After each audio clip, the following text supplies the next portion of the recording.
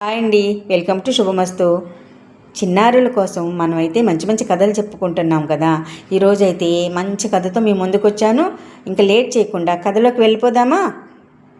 ఇప్పుడు మనం చెప్పుకోబోయే కథ పేరు 3 ఎలుగుబంట్లు. చూశారు కదా, వరుసగా 3 ఎలుగుబంట్లు ఉన్నాయి కదా. ఆ కథ ఇప్పుడు మనం చెప్పుకోబోతున్నాం. కథలోకి వెళ్ళిపోదామా? అనగనగా ఒక ఊరిలో ఓ చిన్నారి పాప నివసించేది. ఓ రోజు షికారుకు పక్కనున్న అడవిలోకి వెళ్ళింది. అలా నడుస్తూ నడుస్తూ దారి తప్పింది. తిరిగి తన ఇంటికి వెళ్ళాలని తీవ్రంగా ప్రయత్నించింది. కానీ తన ప్రయత్నం ఫలించలేదు. చివరికి అడవిలో ఓ ఇల్లు కనిపిస్తే ఆ ఇంటికి చేరింది. ఆ ఇంటి తలుపులు తెరచే ఉన్నాయి. పాప మెల్లగా తొంగి చూసింది. ఎవరూ లేరని నిర్ధారించుకొని మెల్లగా ఇంట్లో అడుగుపెట్టింది. ఆ ఇంట్లో ఒక ఎలుగుబంటి కుటుంబమే నివసించేది. వాళ్ళు ముగ్గురు. నాన్న ఎలుగుబంటి పెద్దగా భీకరాకారంలో ఉండేది. అమ్మ ఎలుగుబంటి కొంచెం చిన్నగా ఉండేది. వాళ్ళ కూతురైన బుజ్జి ఎలుగుబంటి చాలా చిన్నది. బుజ్జి ఎలుగుబంటి పేరు మిషా. అమ్మ ఎలుగుబంటి సూప్ తయారు చేసింది. అది చల్లారడానికి కొంత సమయం పడుతుంది కదా అని 3 ఎలుగుబంట్లు ప్రచారాలు చేయడానికి అడవిలోకి వెళ్ళాయి. ఈలోగా పాప అక్కడికి వెళ్ళిందన్నమాట. ఆ ఇంట్లో 2 గదులు మాత్రమే ఉన్నాయి. మొదటిది భోజనాల గది, రెండవది నిద్రించే గది. చిన్నారి పాప మొదట భోజనాల గదిలోకి ప్రవేశించింది. భోజనాలు తిని మేజా బల్లపై 3 గిన్నెలు ఉన్నాయి. వాటిలో గుమగుమలాడే సూపు ఉంది. మొదటి గిన్నె చాలా పెద్దది. అది నాన్న ఎలుగుబంటి గిన్నె. రెండవ గిన్నె చిన్నది. అది అమ్మ ఎలుగుబంటి గిన్నె. మూడవ గిన్నె చాలా చిన్నది. అది నీలం రంగులో ఉంది. అది పిల్ల ఎలుగుబంటి మీషా గిన్నె. ప్రతి గిన్నె పక్కన ఒక చెంచా ఉంది. వరుసగా ఒక పెద్ద చెంచా, ఒక చిన్న చెంచా, ఒక బుజ్జి చెంచా ఉన్నాయి. పాప పెద్ద చెంచాను తీసుకొని పెద్ద గిన్నెలోని సూపుని రుచి చూసింది. తరువాత చిన్న చెంచా తీసుకుని చిన్న గిన్నెలోని సూపుని రుచి చూసింది. తరువాత బుజ్జి చెంచాను తీసుకొని నీలం రంగు మిషా గిన్నెలోని సూపుని రుచి చూసింది.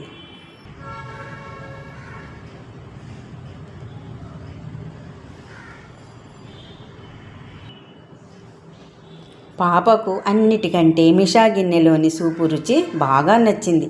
పాపకు అలసటగా అనిపించి చుట్టూ చూసింది. 3 కుర్చీలు ఉన్నాయి. ఒక పెద్ద కుర్చీ, ఒక చిన్న కుర్చీ, ఒక బుజ్జి కుర్చీ ఉన్నాయి. పాప పెద్ద కుర్చీలో కూర్చోడానికి ప్రయత్నించి వీలు కాక కింద పడింది. తరువాత చిన్న కుర్చీలో కూర్చుంది. అంత సౌకర్యవంతంగా అనిపించలేదు. తరువాత బుజ్జి కుర్చీలో కూర్చుంది. అది చాలా చక్కగా సరిపోయింది. పాప ఆనందంతో చప్పట్లు కొట్టింది. నీలిరంగులో ఉన్న బుజ్జి గిన్నెను తీసుకుని అందులోని సూపుని తాగేసింది. సూప్ మొత్తం తాగాక తాపీగా కుర్చీలో ముందుకు వెనక్కు ఊగింది. అలా కొంచెం సేపు ఊగగానే కుర్చీ పుటుక్కున విరిగింది. పాప కింద పడిపోయింది. పాప లేచి నిలబడి పక్క గదిలోకి వెళ్ళింది. అది నిద్రించే గది. అక్కడ 3 మంచాలున్నాయి. ప్రతి మంచంపై మెత్తటి పరుపు దిండ్లు ఉన్నాయి. వాటిలో ఒక పరుపు చాలా పెద్దగా ఉంది. మరో పరుపు చిన్నగా ఉంది. ఇంకొక పరుపు చాలా చాలా చిన్నదిగా ఉంది. పాప మొదటి పరుపుపై పడుకుంది. అది తనకు విశాలంగా చాలా పెద్దగా అనిపించింది. నచ్చలేదు. తరువాత చిన్న పరుపుపై పడుకుంది. అది తనకు కొంచెం ఎత్తుగా ఉన్నట్టు అనిపించింది. అది నచ్చలేదు. తరువాత చాలా చాలా చిన్నగా ఉన్న పరుపుపై పడుకుంది. దానిపై ఎంతో సౌకర్యంగా ఉంది. అది ఎంతో నచ్చింది. ఆ మెత్తటి బుజ్జి పరుపుపై పడుకొని దుప్పటి కప్పుకొని క్షణాల్లో నిద్రలోకి జారుకుంది. కొంత సమయం గడిచాక 3 ఎలుగుబంట్లు ఇంటికి తిరిగి వచ్చాయి. అవి చాలా ఆకలిగా ఉన్నాయి. నాన్న ఎలుగుబంటి తన పెద్ద గిన్నెలోకి చూసి బిగ్గరగా ఇలా అరిచింది. నా సూపు ఎవరు రుచి చూశారు? అమ్మ ఎలుగుబంటి తన చిన్న గిన్నెలోకి చూసి చిన్న గొంతుతో ఇలా అంది, నా సూపు ఎవరు రుచి చూశారు? పిల్ల ఎలుగుబంటి తన బుజ్జి గిన్నెలోకి చూసింది. అది ఖాళీగా వెక్కిరించింది. చాలా చిన్న గొంతుతో మెల్లగా ఇలా అంది, నా సూప్ మొత్తం ఎవరు తాగేశారు? తరువాత నాన్న ఎలుగుబంటి తన పెద్ద కుర్చీని చూసి బిగ్గరగా ఇలా అరిచింది, నా కుర్చీలో ఎవరు కూర్చున్నారు? దానిని పక్కకు ఎందుకు జరిపారు? అమ్మ ఎలుగుబంటి తన చిన్న కుర్చీని చూసి చిన్న గొంతుతో ఇలా అంది, నా చిన్న కుర్చీలో ఎవరు కూర్చున్నారు? దానిని పక్కకు ఎందుకు జరిపారు? పిల్ల ఎలుగుబంటి తన బుజ్జి కుర్చీని చూసేసరికి అది విరిగి ముక్కలైంది. చాలా చిన్న గొంతుతో మెల్లగా ఇలా అంది, నా కుర్చీని ఎవరు ఇరగొట్టారు? 3 ఎలుగుబంట్లు నిద్రించే గదిలోకి వెళ్ళాయి.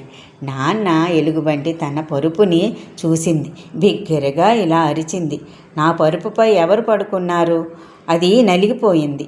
అమ్మ ఎలుగుబంటి తన పరుపుని చూసింది. చిన్న గొంతుతో ఇలా అంది, నా పరుపుపై ఎవరు పడుకున్నారు అని అది నలిగిపోయింది. చిన్న ఎలుగుబంటి చిన్న చెక్క పీటపై ఎక్కి తన పరుపుని చూసి చాలా చిన్న గొంతుతో మెల్లగా ఇలా అంది, నా పరుపుపై ఎవరో పడుకున్నారు. ఉన్నట్టుండి పరుపుపై నిద్రపోతున్న పాపను చూసి మెల్లగా ఇలా అంది, అక్కడుంది పాప, పట్టుకోండి పట్టుకోండి, ఇక్కడుంది పాప, పట్టుకోండి పట్టుకోండి. బుజ్జి ఎలుగుబంటి పాపను కొరకాలని చూసింది. ఈలోగా ఉలిక్కిపడి పాప నిద్రలేచింది. ఎదురుగా 3 ఎలుగుబంట్లు కోపంగా కనిపించాయి. చిన్న పాప తానున్న పరిస్థితి గ్రహించి క్షణాల్లో మంచం పక్కన తెరచి ఉన్న కిటికీలో నుండి బయటకు దూకి వాయువేగంతో పారిపోయింది. పాపను పట్టుకోవాలని 3 ఎలుగుబంట్లు ప్రయత్నించాయి. కానీ పాప దొరకలేదు. పాప క్షేమంగా ఇల్లు చేరింది. తిరిగి వచ్చిన పాపను చూసి వాళ్ళ తల్లిదండ్రులు సంతోషించారు. ఇదండి 3 ఎలుగుబంట్ల కథ. నచ్చిందా? మరో మంచి కథతో మీ ముందుకు వస్తాను. అంతవరకు నా కథ వింటూ మీ ఫ్రెండ్స్కి షేర్ చేయండి. ఓకేనా? Bye bye.